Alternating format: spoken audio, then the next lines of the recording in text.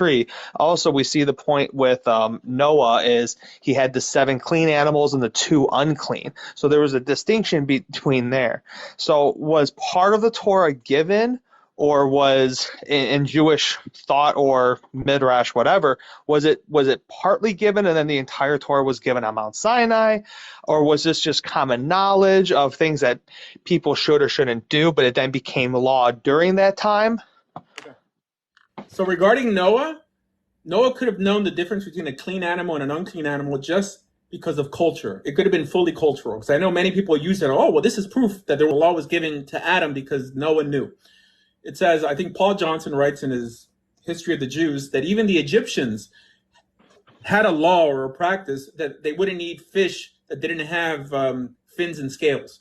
There are many things that made it into the Torah that were cultural. And being that sacrifices or sacrificing predates the Torah, that for sure could have been one thing. Only because it didn't exist before that time doesn't mean that sin couldn't have existed or laws couldn't have existed.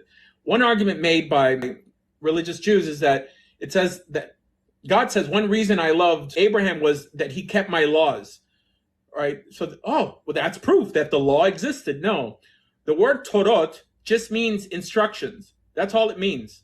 If God told Abraham to do anything, that would have been keeping the Torah, i.e. keeping instructions. And it's more of a descriptive term. It's talking about laws. That's what Torah means. It means instructions. It doesn't mean the 613 set of laws. So it's people who get stuck on first stage thinking. To answer the question, how can God punish someone before the Torah was given? How could God punish Sodom and Gomorrah or the generation of Noah? I believe that everybody's born with a basic sense of morality. This is the general Jewish approach, by the way. They just don't phrase it like that. They'll call it the 7 laws of Noah.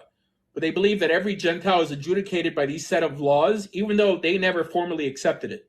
That essentially means that every person is born with a basic sense of morality. You, if you choose to, could silence or break your compass, and God could still hold it against you, which means that someone can't say that the reason I wasn't ethical was because I wasn't born into a religious household or because I didn't have instruction. No, you can be ethical from a very basic perspective just by using common sense. However, it's not enough. It's only enough to get you to a more sophisticated belief system that's going to drag you the rest of the way.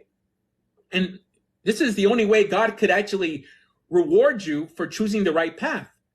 How could he reward you for choosing the right path if you didn't have some sort of standard to know what right and wrong is?